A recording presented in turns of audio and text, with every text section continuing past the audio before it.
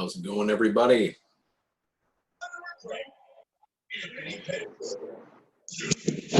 Hi.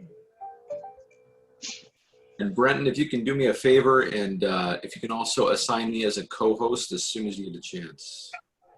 Give me 1 second. Hi, Marianne. Hi, Gail. How are you? Good. Hi, Priscilla. Hi, Hi, Marianne. Oh, look at all these Hi. people. I'm sorry, I was looking at the wrong person. That's the Zoom issue, right? Right. Oh, good to see you, Marianne. It's been a while. I know it has. Good to see you all. Yeah. Yes. Yeah. Hi, John.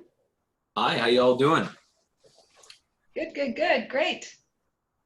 Now, welcome everybody. We're letting, we've got some more people I think that are filtering in, so we'll get started in a moment. But thank you for being here. This is, of course, the YPN month of giving, month of August. And what we're doing right now is we're wanting to collaborate with Habitat for Humanity, an incredible organization. We believe in their mission, and that's also been an organization that we've been helping in the construction of the home in Upland.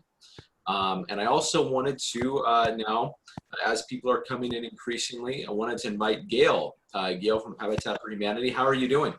I am so blessed, and we're just so thankful. And our executive director is here too, Christine Charlin. Hi, Christine. Yes. So thank you for being here, and I wanted to give you the opportunity. Would you mind telling us just a little bit about the mission of Habitat for Humanity? I know a lot of us have heard of it, but just in case there's somebody who's not quite sure how it is that we're collaborating. Absolutely. Habitat for Humanity has been around since the 70s.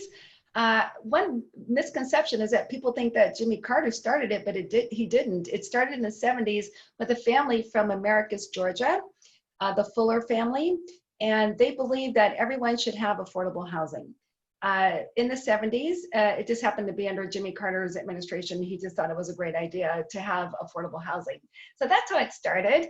And we've been going strong. Our affiliate has been around since the 90s.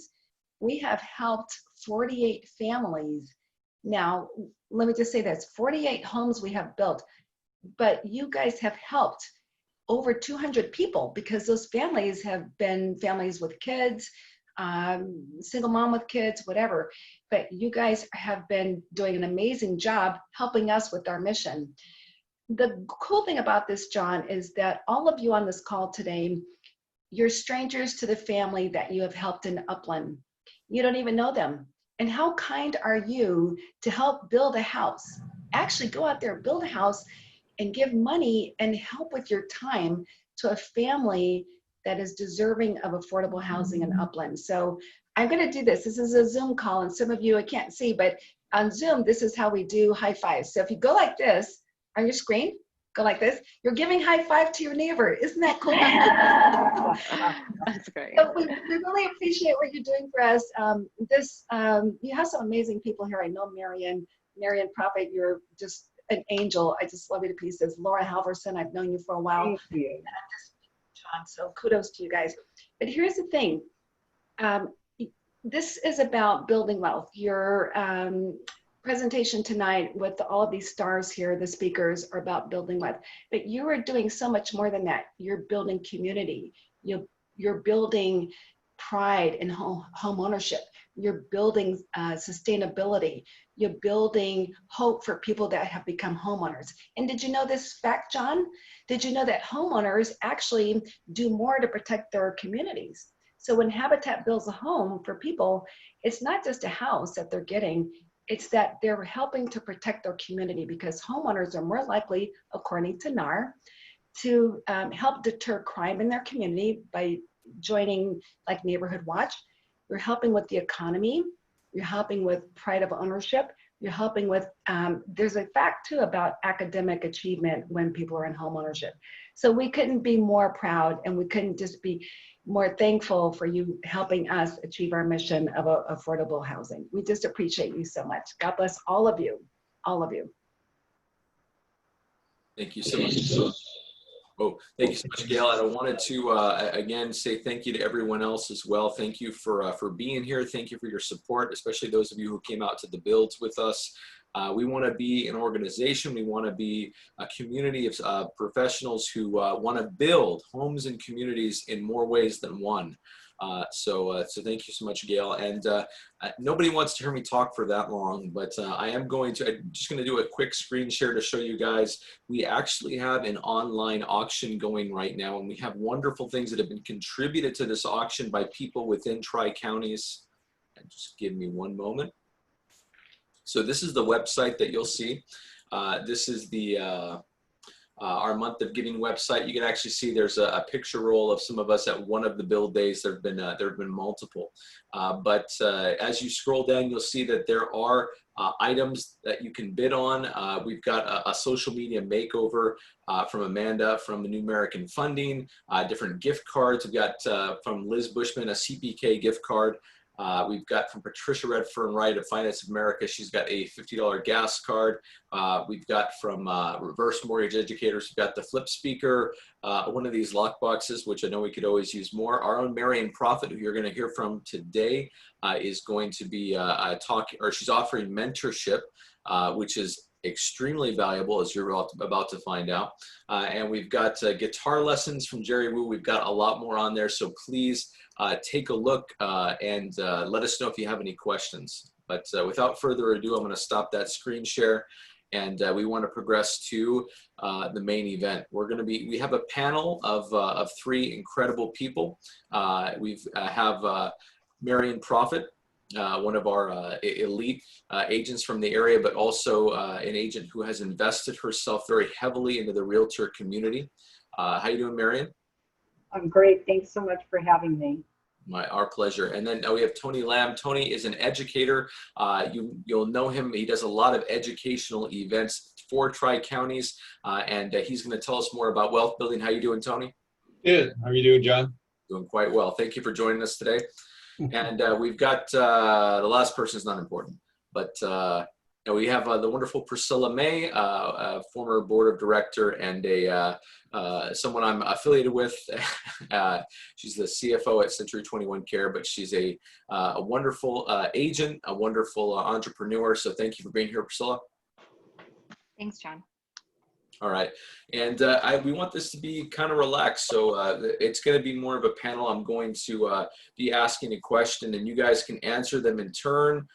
If you need some more time, you can pass, but we really want to focus as a group here about building wealth as real estate agents, as realtors, because we don't always do that. We don't always practice what we preach. We talk to our clients about building wealth through real estate or just through smart investment, and we do not always do that ourselves. So this is our way to make sure that we can grow and get better in this way. If you have a question, just go ahead and raise your hand or type it in the chat, and we will do that. I also have one good question I should have answered. How do you bid? So I'm going to include the URL in the chat, and you'll right there, if you click on that URL, go.rallyup.com/TricoYPN, you can go on here and you can bid on any one of these items. You just click make a bid, and it'll take you through the process. The bid does not end until the end of the month of August. That's just because this is our month of giving, and we want to give it every chance to give as much as possible to Habitat for Humanity. All right, so without further ado, I will be the one to stop talking. So let's start, just Marion, let's start with you. Tell us a little bit about your history as a real estate professional. Okay, thanks, John. Well, it's really good to see everybody this evening, especially those of you that I know, and some of you are, I see your name, but I don't see you, so let's see your picture up there. Anyway, a little bit about me. I started real estate with the ERA Prime Properties in 1992 in Chino Hills. And I would say probably the most important thing that I learned when I first started in real estate was to think about the relationship, not the transaction. And that was, I had a mentor when I first started in real estate. We had what we called a field training program at ERA. And both the broker and my mentor agent really trained me to always think about the client and building a relationship, and don't think transactionally. It's much easier to work by referral than it is to always be out prospecting, looking for new buyers and sellers. So from the get-go, that's kind of where I was. So I'm still actually selling from Chino Hills, as well as now I'm up in Aptos, California, and I'm working with Robert Bailey's office. And so if you have any referrals up to this area, I'd love to be able to help you out with that. And Always working, Mary. yeah, married for 40 years, and I am spending a lot of time now playing with my husband, and also some time playing golf and taking care of grandkids once a week and getting to be close to family, and that's why we moved up here. So, Excellent. Thank you. So, and now, Tony, I want to ask you, why don't you tell us a little bit more about yourself, how you got started in the industry? My family have been in real estate for a long time overseas. I'm originally from Hong Kong. My dad has some real estate business in Hong Kong and in southern part of China. I moved to Hong Kong back in 1997. It was involved in the family real estate business. I did a number of things before. I studied engineering, and I thought my heart is in engineering. I spent some time in work on electronic device, actually get a patent issued by the U.S. Patent and Trademark Office. But my heart has always been in real estate. So after a long time, so I jumped into the industry again, and here I am, working at pretty much like 7 days a week. Yeah, there you go. Yeah, well, you know, we'll all sleep when we're dead. That's good. So thank you, Tony. And Priscilla, can you tell us a little bit about your experience and how you got started in real estate? So I have been licensed for 12 years. I've been in real estate for 31. I was raised in a real estate family, so it's hard to escape it when it's in your blood. I did, initially I had gone to school for philosophy and law, and I left that to work in real estate and took a brief hiatus in Atlanta. I was a controller of an interactive design firm there, and California and real estate beckoned me back home. So I bought into the brokerage that I'm a co-broker in 3 years ago. But I invested in real estate 13 years ago. So it pretty much invades every aspect of my life at this point. That seems to be a running theme. So, all right. And so, and now I know you each bring your own unique way of looking at the market. So why don't you tell me specifically for you, Marion, what was it, what would you attribute the most to your success in building wealth in real estate? That long-term staying wealth, not the money that kind of flows through our hands, but the one that stays.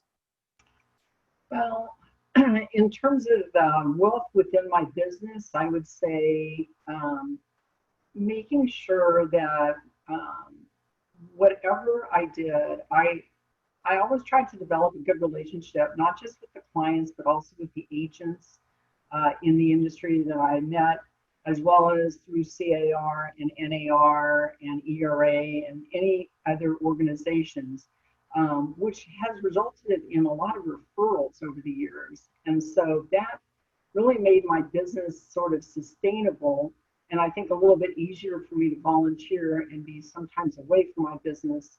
The referrals kept coming, so that was very helpful. As far as wealth within the business, I bought my first property.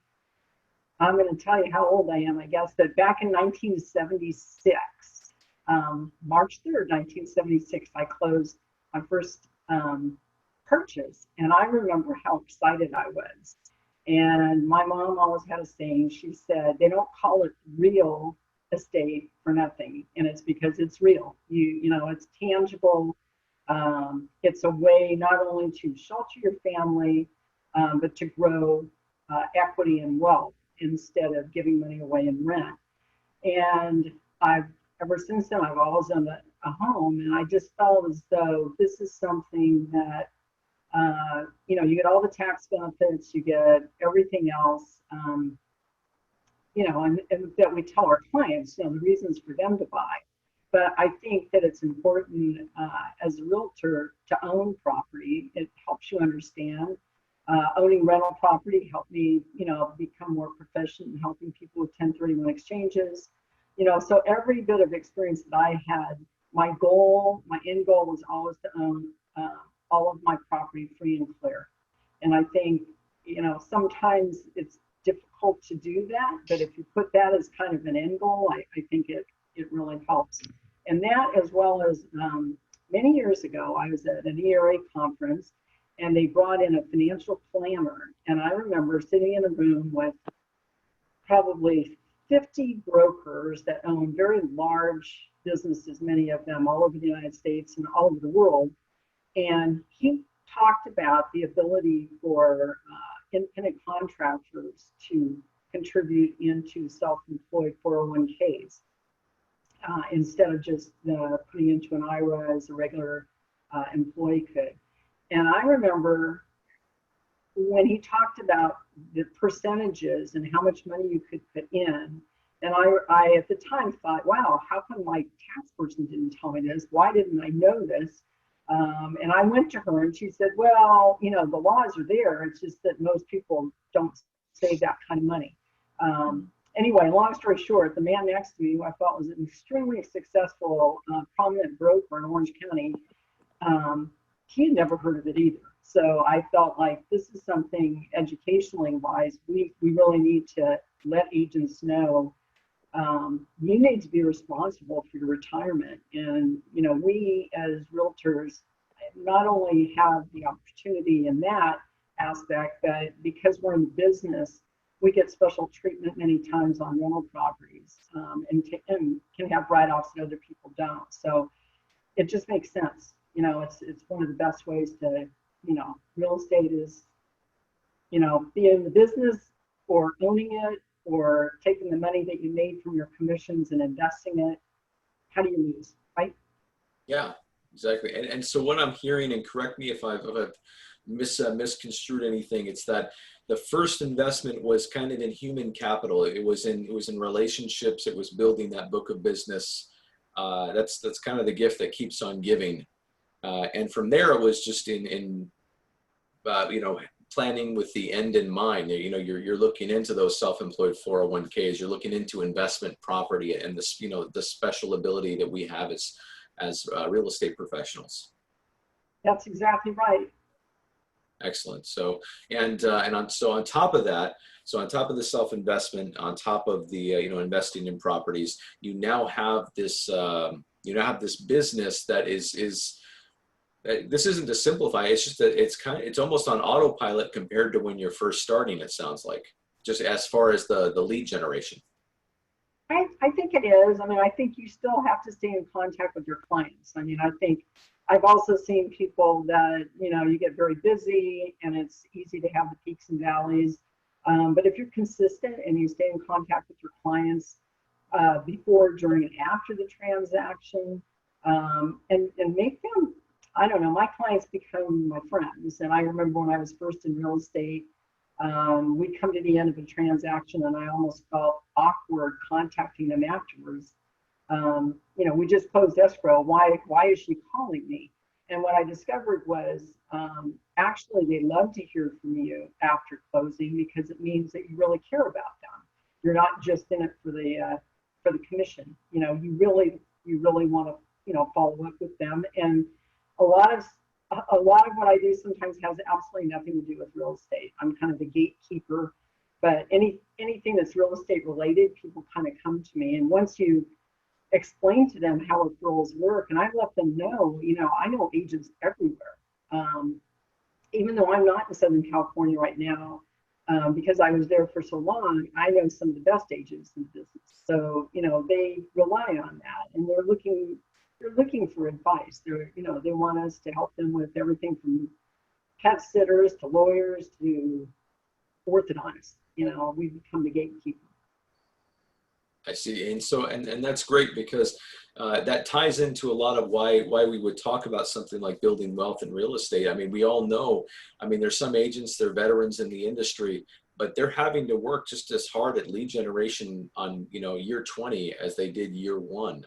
And that's something that, you know, when you're investing in people and that human capital aspect, if you don't forget that, it will pay dividends, it sounds like, in the future. I think so. Awesome. Thank you, Marion. And so Tony, I do want to talk to you as well about that. So you've got this, you've got family, real estate's been in your family background. So you're an old hand with it. And then you're bringing this, maybe an engineering perspective to it too. Can you tell me a little bit about what the key was in your business for building wealth in real estate? And when I was asked by Laura a number of weeks ago, and I was thinking about it, there's two perspectives I was thinking. One is from the agent's perspective, when you're practicing in an industry. The other perspective is investing in real estate, like it was mentioned earlier. From the agent's perspective, I think there's a number of things that I like to share with you. I believe I teach a good number of classes, and I always think that competence in your space is really important. To get a license in real estate, it's really easy. A couple months study for 3 courses, and you can get a realtor's license. But how much do you know? And lots of agents, they are practicing real estate business. Some of them don't even know lots of provisions in the contract. And I think that's a disservice to the client if the agents are not really competent in the space. And also, lots of agents, they are I think they really have a kind of like a narrow perspective. They think their license is only good for selling homes only, but the pie is a lot bigger. I always said in class that I use door knocking as an example. If you knock on the door, the typical script is just like, oh, how long have you been living here? Are you looking to sell? Do you know anything to sell? I mean, if that person lived there for the last 20, 30 years and he's not going to move, the next place they're going to move, they say they're going to jokingly tell you it's going to be for a salon, and you're not going to be able to make a sale. But that homeowner might have a rental. He might have 2. He might have several additional real estate properties, rental properties. He might have commercial properties, and every commercial properties inside have a business. So I really strongly believe that real estate agents, from the realtor's perspective, should broaden the horizon and not just focus on doing residential real estate, but learn how to do commercial real estate as well. Not just sales, learn how to do leasing, also learn how to do exchanges. 1031 exchanges was brought up earlier. 1031 exchanges, one of the requirements is that you have to buy equal or more in order to defer 100% of the cap gain. So if you sell a property at 500,000, in order to do an exchange, you would buy something at 500,000 or more. So you're guaranteed 2 sides of transactions already. So instead of working hard to earn a buyer or a seller, now you have an exchanger. Doing one 1031 transaction could result in not just 2 sides. You list the property, you have a chance to double end that. And then the seller, the exchanger, is going to acquire another piece of property. If he leverage that and buy a $1 million property, is it not same as selling the $500,000 property 3 times? That's why I tell the agents. So I always recommend the agents will learn their crafts well, learn your contract well, learn your material well, learn how to do commercial properties, learn to do commercial leasing, and learn how to do exchanges. And also learning to law. I have an opportunity to attend law school part-time just for 1 year. I was working full-time doing part-time law school, it was just too much. So I wish I would have finished law school at that time. But it was 30 years ago, and I took contract law, and I took property law, and I took legal writing. And these classes, at the end, I think helped me tremendously in the real estate practice, especially in property management as well. I have a managed property management company. I also have a construction company on the side to help clients do renovations, property management.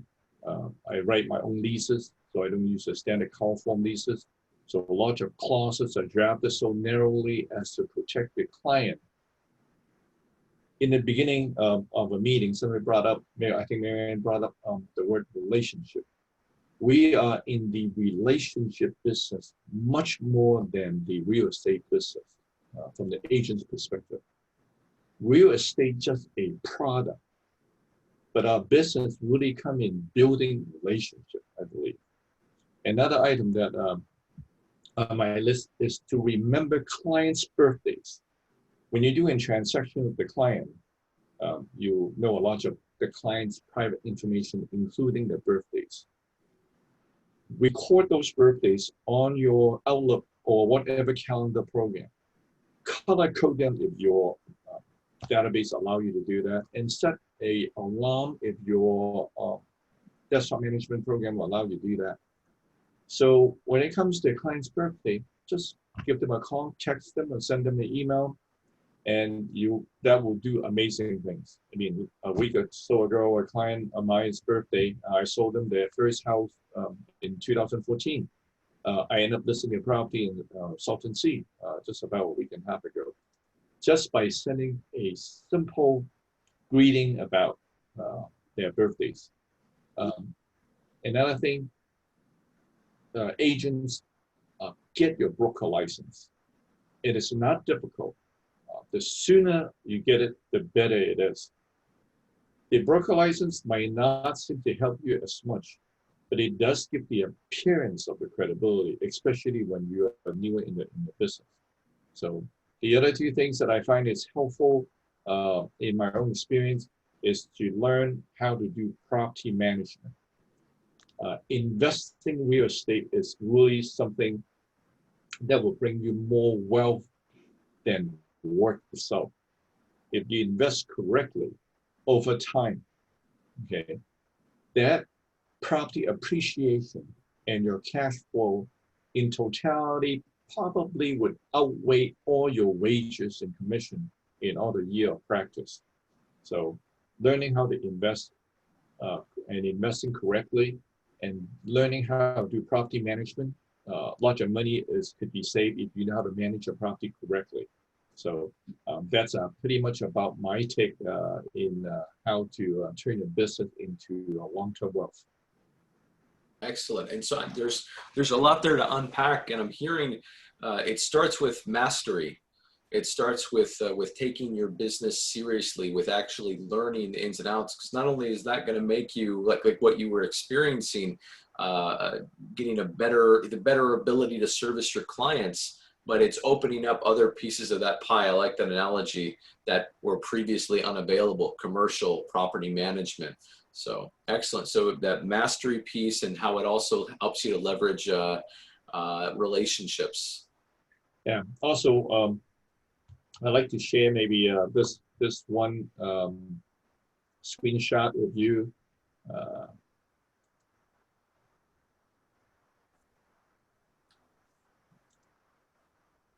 Only you guys can see that about Warren Buffett. If you don't find a way to make money while you sleep, it's bigger. Okay, you will work until you die. And then another quote, don't have it here. It's like 90% of the millionaires have invested in real estate. So investing in real estate, I think it's something really going to be a wealth builder rather than just working 7 days a week. I mean, and it amazes me, like you said, how many people in our profession, we've got this, we don't really so to speak, get high on our own supply. We don't really engage in the same investment that we're trying to get other people to invest in. So that's a really good point. And also the birthday point. I mean, the simplest things sometimes work the best. So that's cool as well. Thank you. Birthday, anniversaries, any dates that meaningful to the client, the close of escrow date.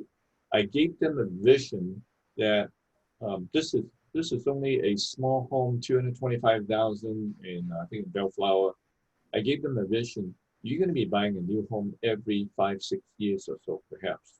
When you kids gets older, save your money, pay your bills on time, build your credit.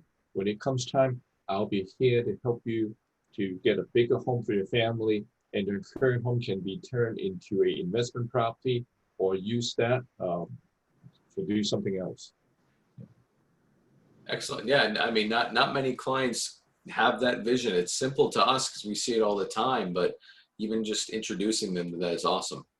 So thank you, Tony. And now I do want to also turn to Priscilla as well. Priscilla, so you grew up in, you kind of had real estate in your blood as well, like you said.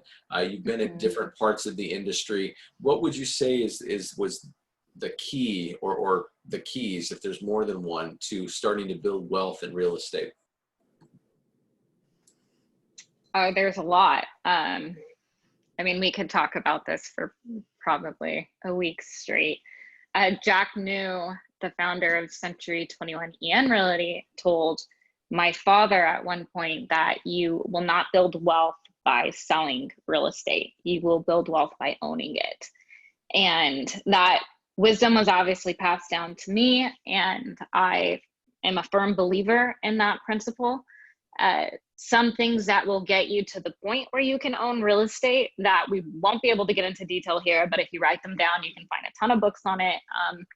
Changing your mentality from a scarcity to an abundance mentality, so instead of, this deal is a make or break it, more deals are going to come, and, how am I going to make those deals prosper? And once you're able to do that, then you can start looking at commissions as an agent as your vehicle for investment. And it should not be, like a sink or swim thing. Like, your commission should be the means to the end, and the end should be your investment. And that being said, I mean, just to echo what Marion was talking about, in investing, having a financial sense is huge. Not even just for your clients, for yourself. I can't tell you how many top producers I know that don't own their own home, which, it's like they're selling something they don't believe in, right? And that's because we can so often get caught up in this keeping up with the Joneses mentality, instead of, maybe I won't get a new lease car every 2-3 years, and I'll save money to buy a property that will give me the passive income to where later on, if I wanted a new lease every few years, I can, or wanted to buy a different car. It's changing our mentality from instant gratification to a little bit more delayed, understanding it's going to come in time if we're wise with how we handle things. Personally, I am a much riskier investor. We kind of joke, because I was in a creative industry in Atlanta working for an interactive design firm. So a lot of people ask how I was able to transition from a creative company to industry that's not perceived as being creative. And my answer is usually, you can be very creative with real estate, especially when it's your own real estate.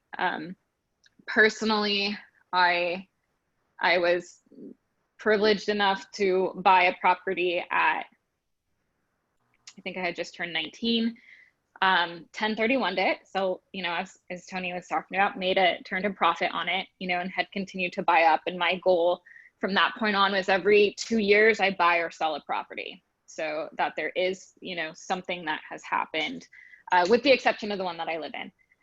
So that being said, now I'm more into creative investments, mixed use spaces, short-term rentals, and looking at things that are a bit scary for people. But in my opinion, if we're in real estate, we shouldn't skirt away from the scary. It does depend on where you're at in your career, your life, if you have a family, you know, how risk averse you are, or your spouse is if you're married. But I definitely think we're in a wonderful position to be able, you know, to have access to all these things. Commercial real estate's huge. We can, you know, we can find deals faster than our clients can if you know what you're doing. And if you're a little bit creative, you can also take a risk on something that's not as attractive as an investment and make it the most attractive investment. If you're a good realtor, you should know what people are looking for. So if you walk into a space and it's not what anyone is looking for, but you see how you can make it that way, that to me is definitely a potential investment. So that's kind of my background with investing. It's my, I suppose, my whole ethos of my investing mentality. And that's kind of where I'm at today with it. Okay, and so then part of what I'm hearing there is it starts with mindset, you know, having that abundance mentality that, you know, hey, you know, you're going to take some licks, but, you know, there's plenty of opportunities out there. And then also transitioning into kind of a creative, you know, you have the opportunity to be creative, to find the opportunities that most people aren't going to be looking for. You want to tell me a little bit more about that? Yeah, it's branching out and expanding your horizons in a sense. So I own Airbnbs, bought a long-term rented property and went in and designed. I'm actually in one of them now. So went in and redesigned them, and we'll use COVID as an exception, but generally short-term rentals, if they're done right and in a desirable area, right? Location, will turn anywhere from 200 to 300% the profit of a long-term rental. It is higher risk, you know, but with higher risk, there's often higher reward. And what I like about something like Airbnb is it provides flexibility. If you wanted to rent it long-term to a traveling nurse, you know, longer term, 6 months to a year, you can do that. If you wanted to rent it long-term furnished, you could do that. If you decide it's too much work and you ended up wanting to rent it, you know, long-term and take the furnishing out, you can do that. And one of the great things about it, and why I preach things like short-term rentals, being a little, this is where the financial mind comes in that helps realtors, is real estate is real property, and there's tax benefits to that, especially if it's an investment property. On taxes, you can Schedule C, or depending if you know, if you had it set up in a corporation, there's a ton of tax benefits to it. But with things like Airbnb, then it goes from real property to now you have a business, and everything in the property, your furniture and whatnot, for tax purposes are either assets or personal property. So now I have everything in my property that in some way is either a depreciation on my asset or it's a tax write-off. And you now own all of those things. So it's interesting. And as you get a little bit more proficient in investing and understanding taxes better and understanding business taxes better, I think it's an adventure. If you have kids or young kids, it's always great getting them involved and having them, you know, design a theme for, you know, a unit or something like that in it. And it can definitely become a family affair. So that's just kind of a little bit of a mentality of being creative with your investments. It doesn't just have to be, you know, buying what we would consider a typical investment property, like a house that you're going to rent. There's a lot of other opportunities out there if you're willing to look for them. Okay, excellent. And thank you for explaining that. And now I do have some more questions for the panel, but for those of you listening, if you have a question, just please, you know, you can unmute yourself, let us know, or put the hand up in the chat. You can write in the chat. I know Brenton and I are watching, but as I'm asking questions, we want to prioritize yours as well. So if you have any, throw them out there. But I wanted to turn kind of that same question I just gave to Priscilla to the group. If you guys can let me know, is there any, so Mary and Tony as well, is there any particular type of investment that you've been focusing on lately that you'd care to tell us about? Or, you know, is there anything that you've been working on particularly, like an asset class or a, you know, way of investing? Tony, I'll let you go first. I'm thinking. Or are we talking real estate? Yeah, yeah. I mean, real estate, anything, you know, I'll open it up to anything that would be beneficial to independent contractors like us. Like, is the focus lately been on more on commercial, for example? You know, is it still on something like what Priscilla's doing right now, the short-term rentals or even the long-term residential? You know, what have you seen either for yourself or for your clientele? What are you seeing work right now, or what are you seeing a lot of people are interested in? I actually have been encouraging my clients that want to buy rental property. Think about buying a rental property in an area that you might ultimately want to retire in. Because sometimes it depends on their situation, but sometimes they're going to have more of an affordability factor if they're moving out of state or maybe to a different area. I'll share an example. It did not work exactly that way with me. But we became, well, essentially my daughter moved to Northern California and still had a property in Southern California in Carpinteria that she had bought as her first home, very excited, but bought it right at the peak of the market because even her fabulous realtor mother could not tell her that it was the peak of the market because we know those things in hindsight. But what happened, she didn't want to sell that house. She wanted to keep it. So my husband and I bought another property in Half Moon Bay with the idea that, you know, she really liked it there. She would rent for a while from us. And then ultimately when she started her family, buy a home, and that would be our retirement home. Well, as you know, life, you know, man plans and God laughs, right?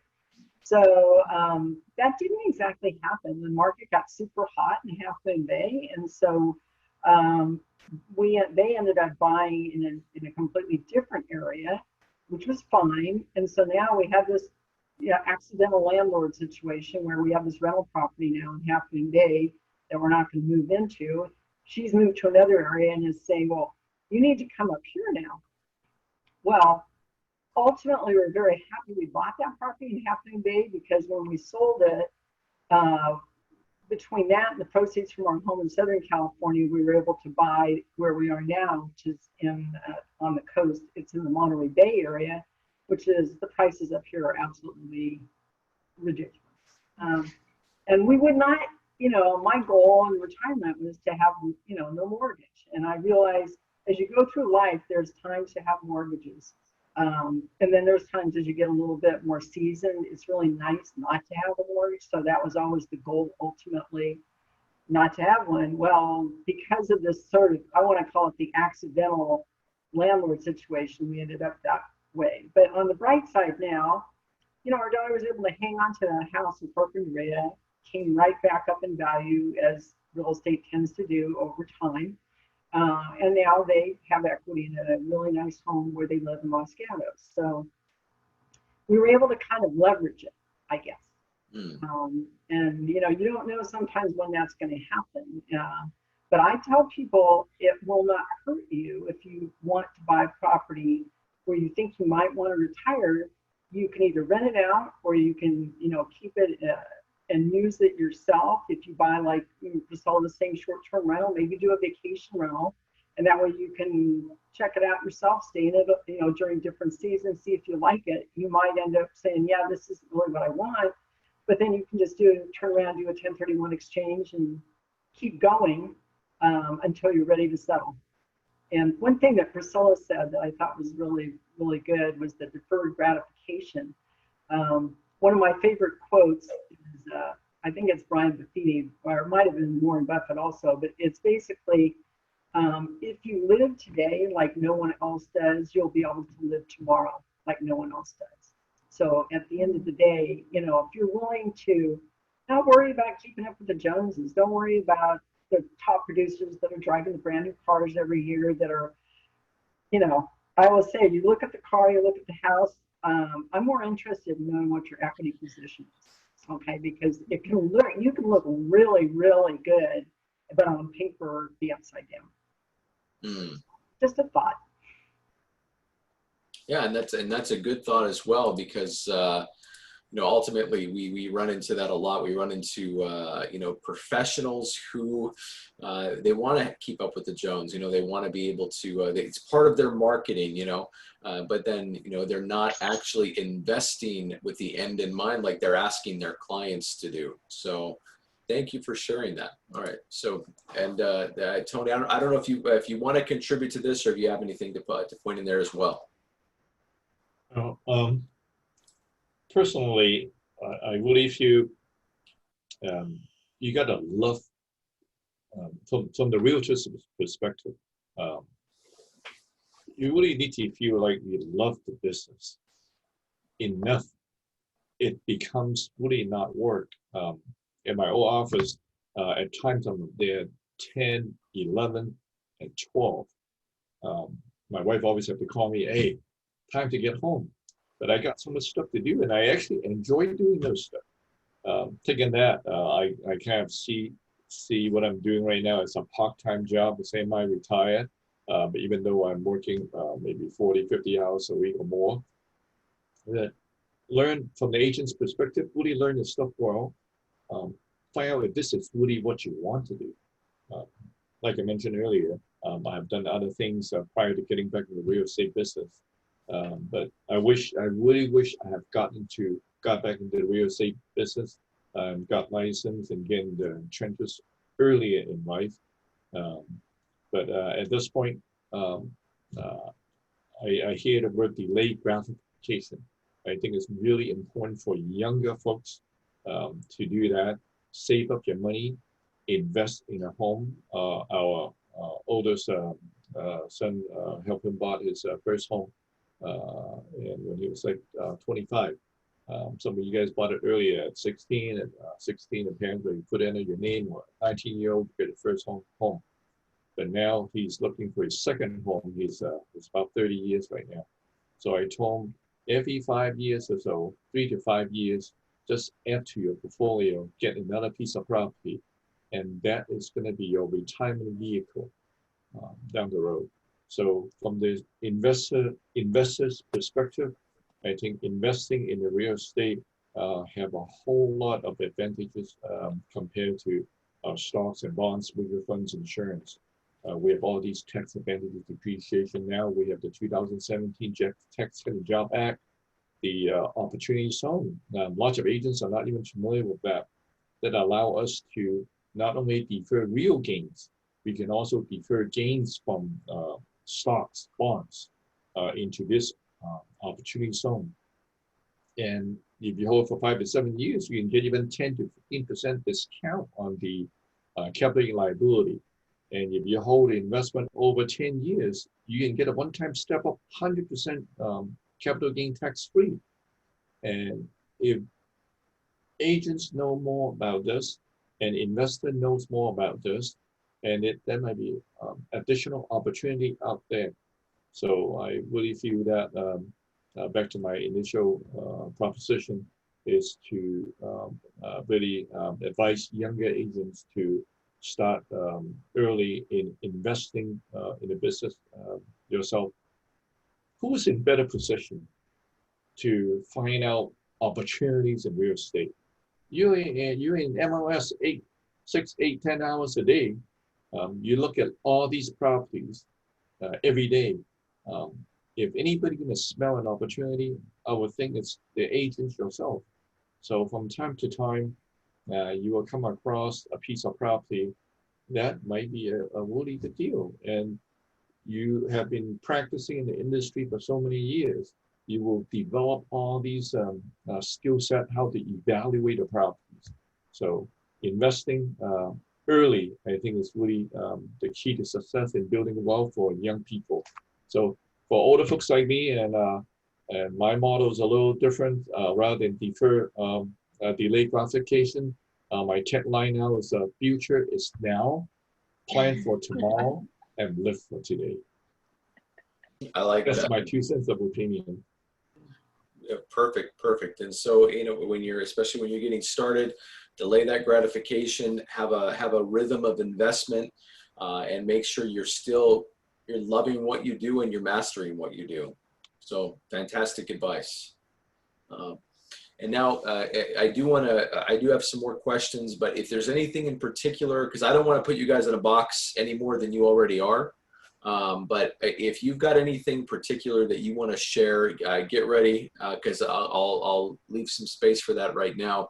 But I do want to ask for any of you, do you have a particular resource? It could be an investor who became an author. I heard Brian Buffini, Warren Buffett thrown out.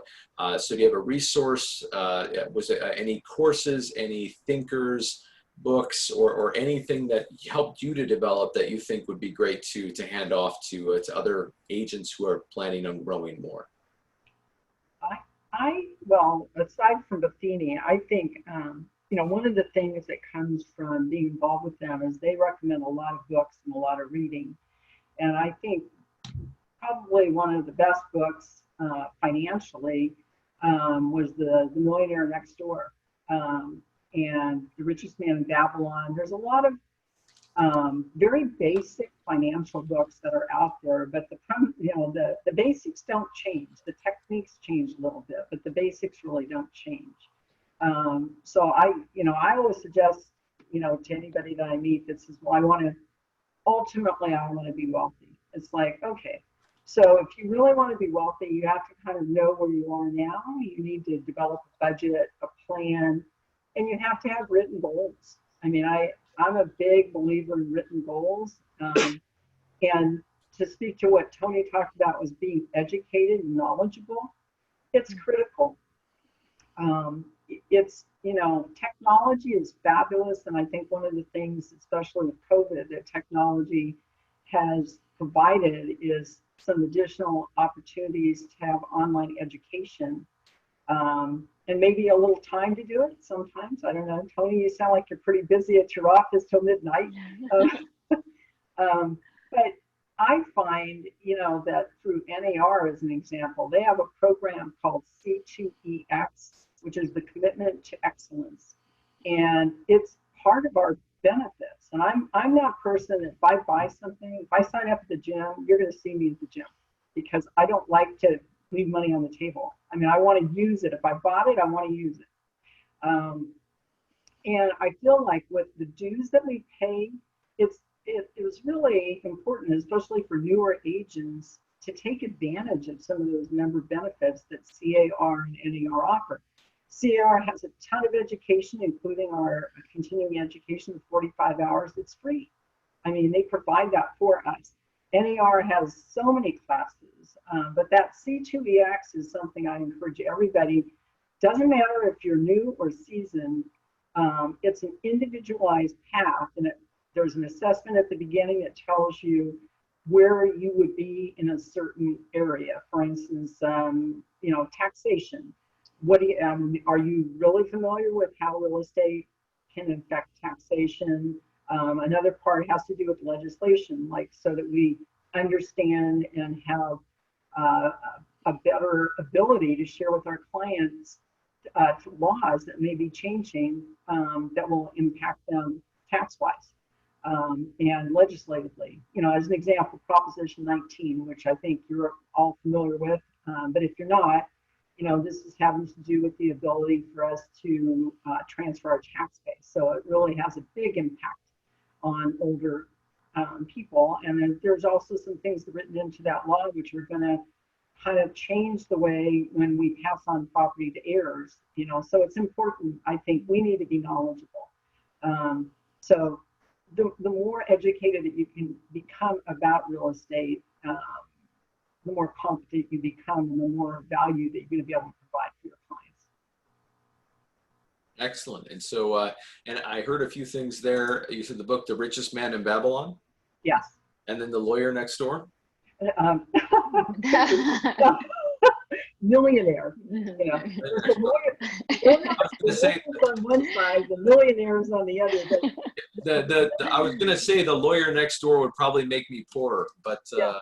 Well, and The Millionaire Next Door is actually, it's a really, really, it's not a new book, but it's a book that has to do with how most millionaires are not people that have had like one-shot wonders or people that, inherited or anything like that. Yeah, most of them are people who are just like the guy next door, but they're disciplined. They save their money. They're little by little, bit by bit. They invest in stocks and bonds, real estate. They have a balanced portfolio. So I think it's encouraging to people because it helps them understand you don't have to be a superstar to be a millionaire. Everybody, it's achievable. You have to be disciplined, but you don't have to be the brightest, the biggest, the sharpest, have the most listings. Just, put your head down and keep going. Okay, excellent. And then lastly, the commitment to excellence. You told me about that once before, and I remember I took a note about it, and I still haven't leveraged it. So more fool me, I'm going to be using it soon. So thank you. It's a really good program. Commitment to excellence, perfect. And yeah, and Tony, are there any resources you'd recommend, or is there anything else you'd like to share? I think Chico, which is I think sponsoring today, have a lot of classes, and a lot of these classes are free classes.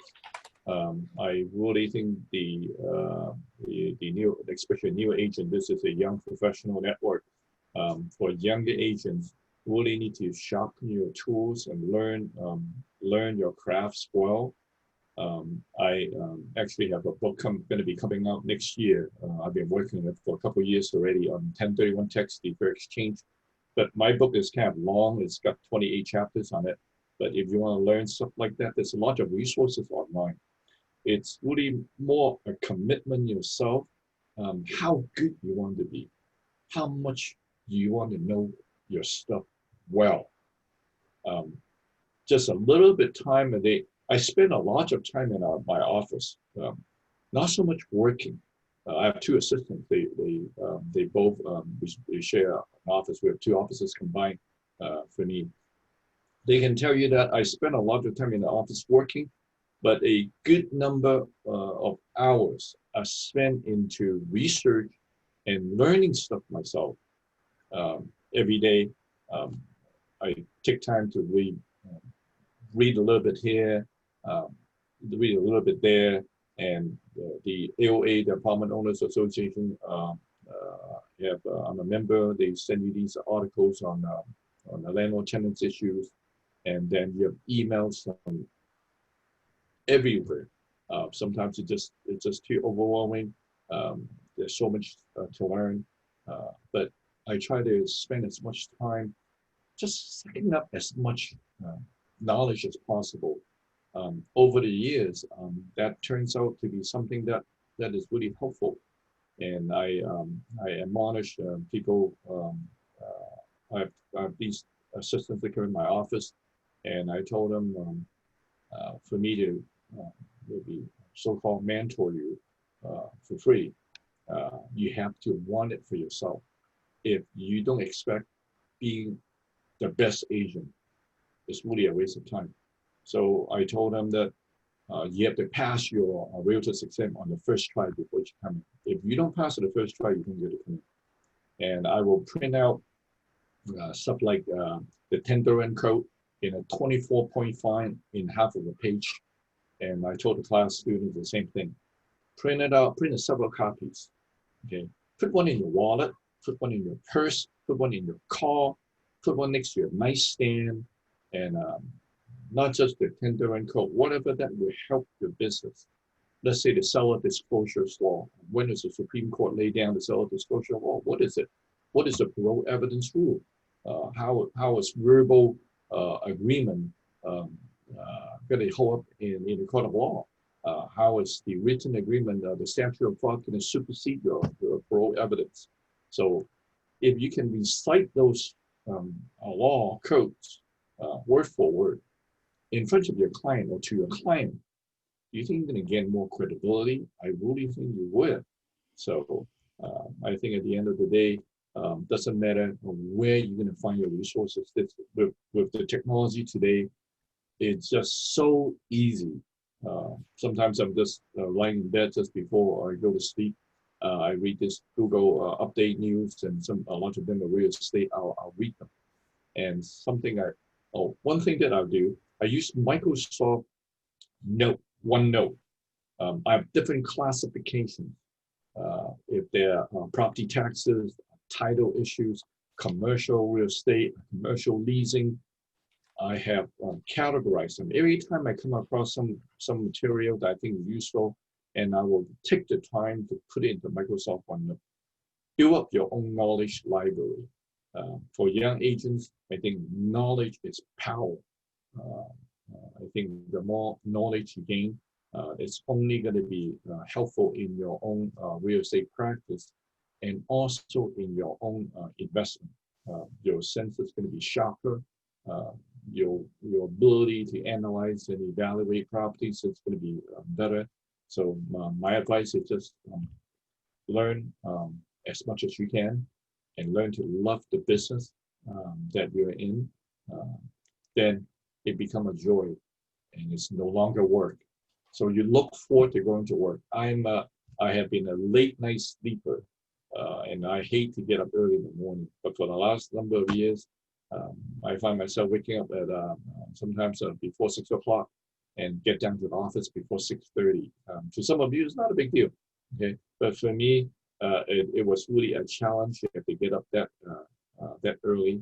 But if you feel like you love your business, this is fun. This is not work. So for me, I've been enjoying it. So I appreciate the opportunity today to share 2 cents of my my take on it. Thank you so much. Thanks so much, Tony. And I also wanted to outline, so you said you wrote your book? I'm working on a 1031 tax deferred exchange. I just finished the 28th chapter. I probably have to go through several months of review before I send it off to the publisher. I'm also writing 2 courses, one on opportunity zone, and the other one is on IRC 121, the Internal Revenue Code Section 121, that's homeowners exemption. People think that it's just, oh, you own your own home, you lived there for 2 years, then you're entitled to $250,000 or $500,000 capital exclusion if you file jointly. But actually, there's a lot more to that.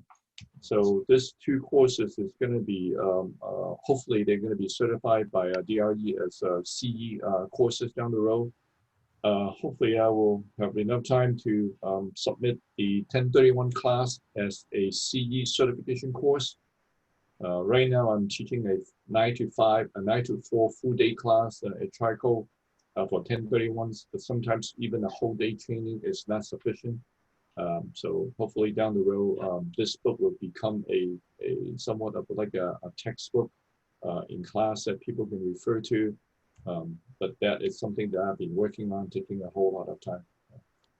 Excellent. And so I do want to also point out that, again, Tony does teach courses at the Tri-Counties Association. So keep an eye out when he is teaching, get some good information. And Tony, I admire your commitment to continual improvement and excellence. And I don't see how you can ever lose if that's what you're dedicating yourself to. So it's been fun. Doing the webinar, I've been doing like almost once a week for maybe July and June. Then I told Laura, I don't really enjoy this as much doing webinars because it lacks the interaction with the students, with the agents, and the part that I really enjoy. I'm doing lots of these classes pro bono. Only the full day classes, there's a fee to it. But all the other classes like advanced contract and useful contractual classes, opportunity zone, the AB 1482, property management, these classes, all 3 classes, all through Trico. I'm doing that because I enjoy doing it. I told Laura, like doing webinars, it's like a radio jockey and talking to thin air. You don't get to see. Today, I really appreciate it because a lot of you guys have a video camera. I can see Priscilla, John, and all you guys. I can see you face to face. That makes it more fun. So. Perfect. And well, thank you for being face to face with us tonight. And Priscilla, I'm almost afraid to ask, but what are some resources, and then and anything else that you wanted to share? So I think resources are going to vary by the person. When it comes to investment, my comment earlier about, it being a means to an end, just as taboo as it is, I'll tell you, like, money shouldn't be the end, because it'll never end, and you'll never get there. For me personally, I know this is a very millennial thing to say, so just bear with me, but figuring out your why you're doing what you're doing is going to definitely give you direction as to what resources you're going to be wanting to use to get there. My personal why, a lot of my perspective and belief on investment and my business comes from my personal faith. So a lot of my resources tend to have, more of that undertone. So mine would be different than, anyone else's for the most part. But books, I read, I'm a voracious reader. I tell a lot of my friends and my peers or people getting into real estate, if you're on social media more during the day than you've read, you're doing it wrong. Like you won't be met with success. And unless you're a social media person, I can say that pretty, blatantly, because you're busy watching other people live their lives and you're not learning how to live your own, so reading is huge. I would find your why and look for books that, are going to help you get there. Just some off the cuff things that I think are useful for a lot of people. I, again, was blessed to grow up in a real estate home, daughter of an immigrant, daughter of investors. So I heard it at the dinner table. But if you didn't, Rich Dad, Poor Dad is good to give you insight on just a switch in mentality that could be super useful. I am a huge fan of, and we won't get into the morality of it, but I'm a huge fan of the rise of Amazon. So I've looked into the company a great deal. Fascinated me that they truly didn't turn a tremendous profit until 2017. And now, they're the biggest company pretty much in the world. So I read a lot about the company and just Jeff Bezos' strategy and what he sacrificed, by taking a loss for so long to finally turn the largest profit. There's quite a few good books on that. My favorite is The Everything Store, and a lot of interesting business principles in that. So that's another book that I enjoy, but I have a laundry list of books. So if anyone's interested, I can, write them all out. And I would be happy to share anything that's helped me. Right. Thank you so much. And now also, I before we get too far into this, I want to be respectful of everyone's time. But I did want to ask if Christine Charland, she is the executive director for Habitat for Humanity. If I know that you wanted to share some things with us, so is now a good time? Now is a great time. Perfect. How you doing? I'm doing wonderful. This was so great. I too come from entrepreneur parents. My father owned his own business and my mother was a realtor. Her real estate business helped the family business during the ups and downs. Yes, I'm blessed to be in a business that still involves housing. And thank you all for being so generous with your time and your treasure. I think that is exactly what Habitat's about, is we're trying to teach people about economic mobility, and home ownership is the first tool. Your donations and your support of our organization just changes lives. And it's the first step of getting somebody out of a really difficult situation. And then, we grow.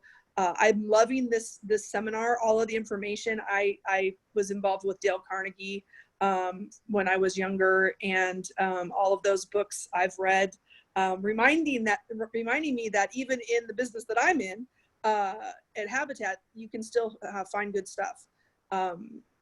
As far as, we're in a weird situation now with having you guys out physically, and I agree. It is very difficult as we are in the relationship business to see eye to eye. I do appreciate the video, kind of getting used to the fact that it's not always perfect because you ran out of time to touch up your lipstick. But, it is what it is. We just are all enjoying each other. And again, just thank you so much for supporting Habitat. The house in Upland, the family, I actually gave the keys to them yesterday afternoon. They were sleeping on the floor on mattresses in their new house last night. So Right. we all did that. So yay to everybody. And like they said, high five, high five. So thank you so much. And really thank you for allowing us to be a part of your evening too. Thank you. Thank you so much, Christine, and thank you, everyone. We do have some final questions to wrap up here, and I know that there was a question. I saw Marion, you responded to it, but the Commitment to Excellence program you can find on the NAR website. And Marion, did you log in? You log in through your CAR credentials or through your NERDS number, or? You can, I mean, there's a variety of ways, but I usually go in through the NERDS number. And once you're in there, I think it's actually comes up right now on the front, you know, so it will give information about it. But it's a really good program. And what I like about it is not just for new agents, because I think, you know, we all know the agent that, you know, got their license back in whenever, that only does their continuing education when they have to. And, you know, they're not interested in learning and continuing. They feel that education is just a means to keep their license active, which for Tony, obviously, he's very interested in education. I am too, and I feel as though that gives us another avenue to share more knowledge with our clients. But this program is great because it assesses you wherever you are, and it will lead you in a different path. So it's an interactive training program to help anybody from a very new agent all the way on to somebody who's been around for a long time, but maybe they just never really learned much about a particular aspect of real estate. So that's good. I also saw Mary, I think, had a question about community involvement. Did you want to talk about that? Yeah, please go ahead if you have something to share. So, you know, one thing when I'm mentoring people, when I talk to agents, I tell them, I said, you know, you need to choose some way to give back to your community. And people do it in all different ways, but you should not do it for the purpose of getting business. Your give back should be something that you want to do because it's something that you believe in. And when you do that, you will find that the business will ultimately come back to you anyway, because they will see you as a committed, dedicated volunteer. You still have to be that on time, show up, you know, be consistent, and, you know, person that you would want them to be. So, you know, you have to put on your good stuff, just like you would as a realtor. But when you do that, you know, it's your opportunity to give back. And I found, I mean, I was actually a volunteer before I was a realtor. I was at home for 11 years with my kids after being in a career in banking. And what I discovered, I wasn't really, you know, anticipating what I was going to be doing in the future. It was just a path that I found. But what I discovered was all those volunteer positions that I held over the year, from swim team and booster mom and water polo and Girl Scouts and library volunteer. Once those people find out that you're a realtor, those were my first clients, and they still continue to be my best source of business, because it's, you know, I think people look at you and they evaluate, what kind of person is this? Is this a person I would want to do business with? But I don't ever, in my mind, I was told, and I really firmly believe this, don't join an organization unless it's a business networking specific organization for the purpose of obtaining business. If you're going to volunteer wherever it is, at your church, at the association, you know, with Little League, whatever you're doing, do it with a pure heart, and it will come back to you. Excellent. You know, as it is written, he who waters will himself be watered. So it's great advice. And so I want to open it up if any one of our panelists want to contribute anything more, or if we have any more questions. Tony, I'm gonna sign up for one of your classes about the opportunity zones, because I don't know enough about that. Opportunity zone, okay. Yeah, I work with Laura. I am going on a road trip next month. Okay. We got a new German Shepherd. He got him 8 weeks old. Now he's almost 11 months, almost a year. So We love traveling. A couple of years ago, we took 160 days off. So this time we're just gonna hop in our SUV and we're just gonna drive toward Canada. Hopefully by the time we get to Canada, they will let Americans in. And then we're gonna come back on the West Coast of the United States back to Los Angeles. So I probably will do the two classes in October in hotel somewhere. So I don't know how long we're gonna stay. So I'll maybe work with Laura on the schedule. Maybe we'll do one opportunity zone class between November and December. So we'll see. Just check with Laura on the travel schedule. I will. No, I will definitely check on that. Thank you very much. Yeah. Thank you for teaching those classes. Welcome. And thank you. So thank you everybody who's been here. Don't leave yet, and thank you so much to our panelists. We're very thankful for you guys, for your sharing of your knowledge, your time, and your time and your treasure, as it was said. I do want to, you'll see in the chat, I set up the link one more time for the auction. So please take a look again. That's up until, that's going to be up until the end of August for our month of giving, but there's great prizes. There's great things there, as well as great services. You can look a little bit there, some of the pictures about how we've invested in that home that Christine was talking about. But it's been a blessing to work with Habitat for Humanity, and thank you guys again for your valuable time this evening. Thank you, John. Thank you, everyone. Have a good evening. All right, Yeah, everybody. thanks, John. Stay healthy. We'll see you around. All Have a right. good Thank one. you. Blessings to everybody. Thank you. Bye-bye.